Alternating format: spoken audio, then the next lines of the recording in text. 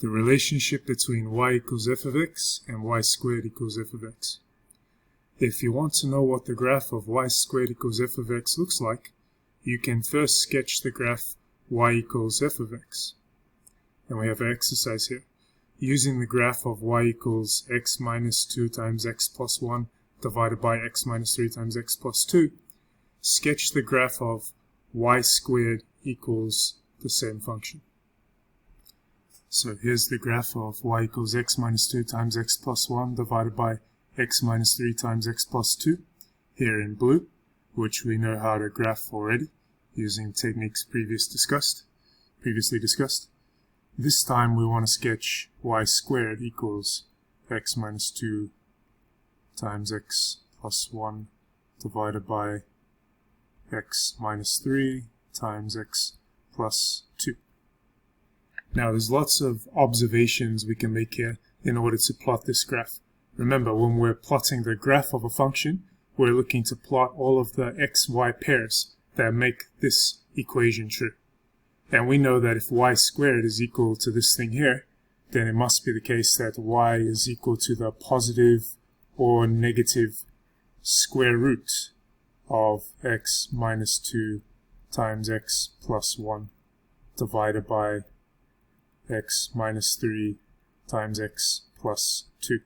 So our new graph is going to be, or the output values are going to be the square roots, positive and negative square roots of all of the old output values. And since y squared is always greater than or equal to 0, any place where this curve goes below the x-axis, we're not going to be interested in anymore, because it's impossible for y squared to equal that value, because x and y are real numbers. Continuing on, whenever the x minus 2 times x plus 1 divided by x minus 3 times x plus 2 is equal to 0, so is the positive or negative square root of it going to be. So we know that our curve is going to go through the points, the x-intercepts 2 and negative 1. Another observation to make here, if we have some number a such that 0 is less than a is less than 1, then that means that a is less than the square root of a, which is less than 1. So for all these values here, where the output is between 0 and 1, the output's between 0 and 1, we know that our graph is going to be slightly bigger than this graph. So we know that our outputs are going to be slightly more than the outputs what we have here. Now clearly there's some maximum point somewhere. I think it's about here.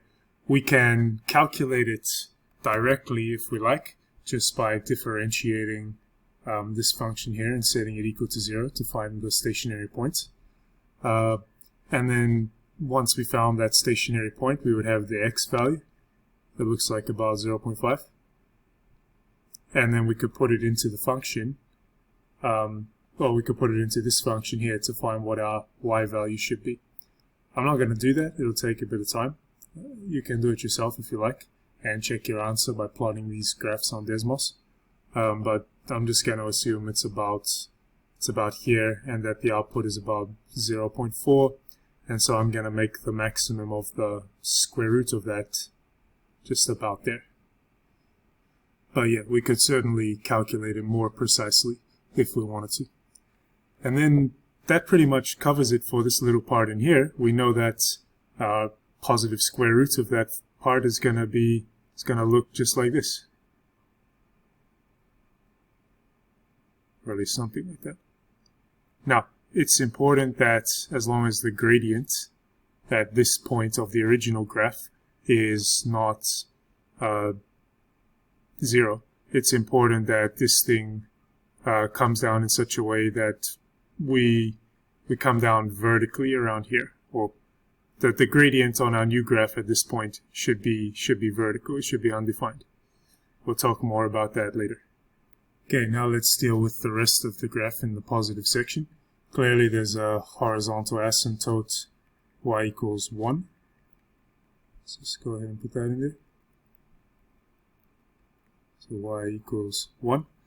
Okay, now if if a is bigger than 1, then 1 is less than the square root of a, which is less than a.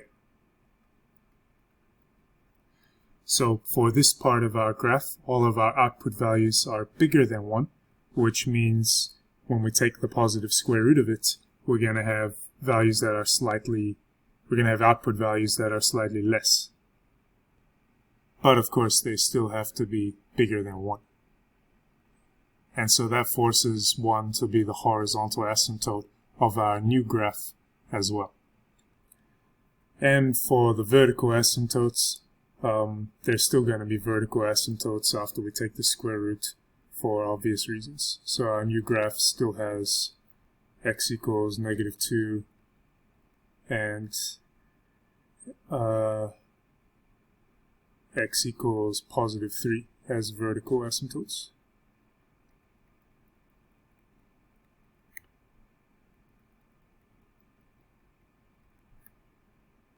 So, bearing that in mind, we're ready to complete the positive parts of our new graph. So it should be underneath and in between the asymptote and the graph itself. Oops. Hopefully you don't wobble it like me and go over. Don't do that in your exam, otherwise you'll lose a mark. You can rub that part out and then do that section again. So it should make it clear that it's definitely less, but also bigger than 1.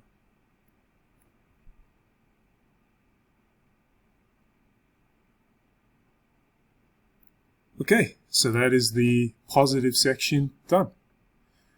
Now, keep in mind there's still more to go because everything we just drew was the positive square roots of that thing. We still have the -1. But that's nice and easy. To get the -1, we simply reflect the positive 1 about the x-axis. So that means we're going to have another horizontal asymptote now. Y equals -1.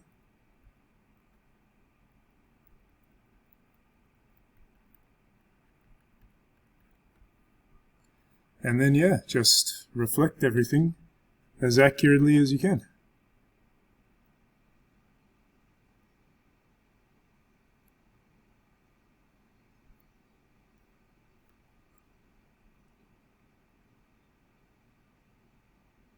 Oh, that's awful.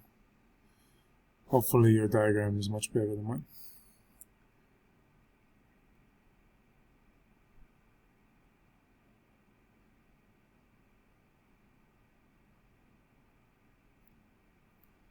Okay, so that green curve is the graph of y squared equals this thing here, or y equals the plus or minus square root of it.